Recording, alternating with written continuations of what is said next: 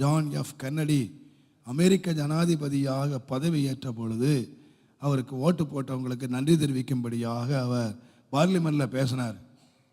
என்ன பேசினார்னா, இன்றைக்குள்ள எலெக்ஷன் ஒருத்தன் ஜெயித்து ஒருத்தன் பிரதமர் ஆயிட்டா அல்லது ஒரு ஜனாதிபதி ஆயிட்டா அவன் இல்லாத வாக்குறுதிகளெல்லாம் சொல்லுவான். நான் இந்த வாக்குறுதிகளெல்லாம் சொன்னேன், அதையெல்லாம் நான் நிறைவேற்றுவேன், உங்களுக்கு அதையெல்லாம் செய்வேன் அப்படின்னு சொல்லுவான்.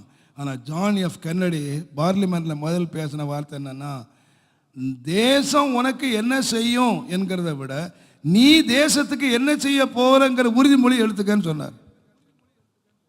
நான் என்ன செய்ய போறேன், ரெண்டாவது நீ தேசத்துக்கு என்ன செய்ய போற.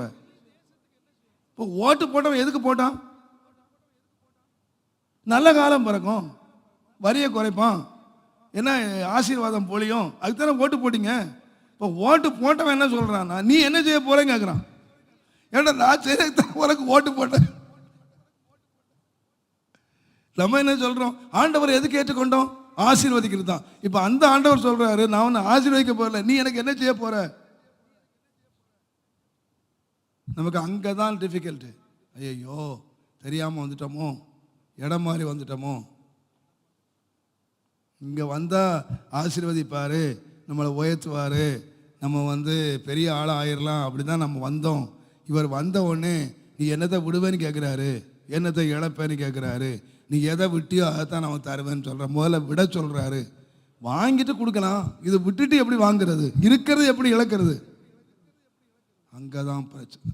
ஆனால் இங்கே இழப்பான். ஆனால் இந்த கீழ்ப்படிதல் பலிபீடம் முதலாவது உள்ள பிரவேசித்த உடனே ஒரு ஆவிக்குரிய வாழ்க்கையிலே தேவனுடைய நாமத்துக்கு மகிமை உண்டாவதாக.